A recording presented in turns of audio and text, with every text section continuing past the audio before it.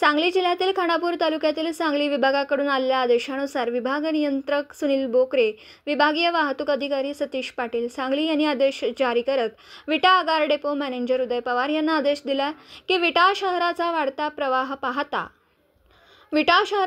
प्रवास पाहता विटा बस स्थानकाचे नवीन बांधकाम सुरू झाल्याने प्रवाशांची कोणतीही गैरसोय होऊ नये खबरदारी घ्यावी व विटा शहरात प्रत्येक वर्षाप्रमाणे कोकल पॉइंट चालू करावेत आणि त्या पॉइंटवरती सर्व प्रशासकीय अधिकारी कर्मचारी दैनंदिन कामकाजास प्रवाशांच्या सोयीसाठी दिलेले पॉइंट त्या पॉइंटवरती ते प्रशासकीय कर्मचारी यांना थांबण्याचे आदेश व विटा आगार डेपोतून सुटणाऱ्या एसटी बसेस व बाहेरून येणाऱ्या अन्य एसटी डेपोतील बसेस वेळेवर सुटतात का व वेळेवर येतात का, तसेच नेहमीप्रमाणे कोकल पॉइंट या ठिकाणी थांबतात का, तिथे उभे असणारे प्रवासी घेतात का व आपले नेमलेले प्रशासकीय कर्मचारी प्रवाशांना योग्य ते सहकार्य करतात का, अशी सर्व माहिती डेपो मॅनेजर यांनी लक्ष केंद्रित करत जास्तीत जास्त एसटी महामंडळाचं उत्पन्न वाढत गेलं पाहिजे, प्रवाशांची गैरसोय झाली नाही पाहिजे. विटा आगार डेपोतील उत्पन्नाबाबत वरिष्ठ अधिकारी यांनी समाधान व्यक्त केलं. त्याचबरोबर विटा आगार डेपो सहाय्यक वाहतूक अधीक्षक रोहित गुरव, सहाय्यक वाहतूक निरीक्षक विनायक माळी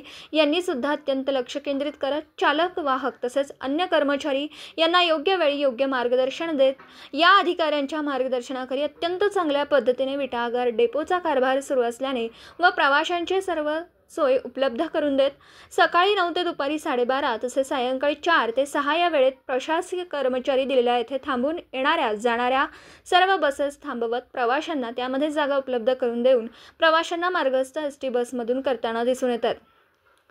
विटा शहरात कोकल पॉइंट, तासगाव नाका, मायनी नाका, कराड नाका या ठिकाणी संबंधित प्रशासकीय कर्मचारी आपल्या कर्तव्य बजावताना दिसून येतात.